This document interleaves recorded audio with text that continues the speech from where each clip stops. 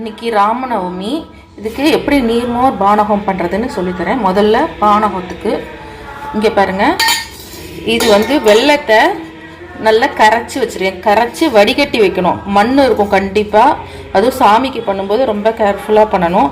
அதனால் போட்டு வடிகட்டி கரைச்சி வச்சுருக்கேன். இப்போ இதை எடுத்துக்கணும் பானகத்துக்கு. இதோட ஏலக்காய் பொடி பண்ணி வச்சுருக்கேன். இந்த பாருங்கள், ஏலக்காய் பொடி பண்ணி வச்சுருக்கேன். அதனால் ஏலக்காவை கொஞ்சம் போடணும்.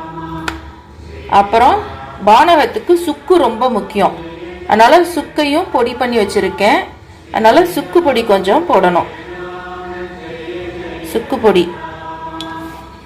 அப்புறம் பச்சை கற்பூரம், சாமிக்கு பண்ணுறதுனால பச்சை கற்பூரம் துளியோண்டு போடணும், ரொம்ப போட்டுறாதீங்க. இவ்வளோ பெருசாக இருக்குது, ஆனால் இதில் துளி உடச்சிக்கோங்க. ஒரு பிஞ்சு உடச்சி இப்படி போடணும் சாமிக்கு. அந்த வாசனையாக இருக்கும். சாமிக்கு ரொம்ப தெய்வீகமானது. எப்போவுமே பச்சை கற்பூரம் இருக்கிற இடத்துல தெய்வீகத்தன்மை இருக்கும்பாங்க. பச்சை கற்பூரம் கொஞ்சோண்டு போட்டுக்கோங்க. போட்டுக்கிட்டு அதில் ஒரு ஸ்பூன் லெமன் ஜூஸ் பிழிஞ்சு வச்சுருக்கேன். லெமனை விதையெல்லாம் இல்லாமல் அது மாதிரி ஒரு ஸ்பூன் விட்டுக்கோங்க. விட்டுக்கிட்டு களைச்சிட வேண்டியதுதான். இது பாருங்கள், இதுதான் பானகம்.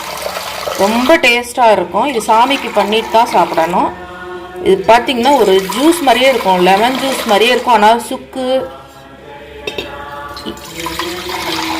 ஏலக்காய் எல்லாம் போட்டதுனால ரொம்பவும் டேஸ்ட்டாக இருக்கும். இது நீங்கள் யூஸ்வலாக டெய்லியே பண்ணி சொல்லலாம். இது நரசிம்மருக்கும் ரொம்ப நல்லது. பானகம் நரசிம்மருக்கும் ரொம்ப உகந்தது. வியாழக்கிழமை நீங்கள் நரசிம்மருக்கு பண்ணால் நீங்கள் வேண்டினதெல்லாம் நடக்கும் அப்படிம்பாங்க.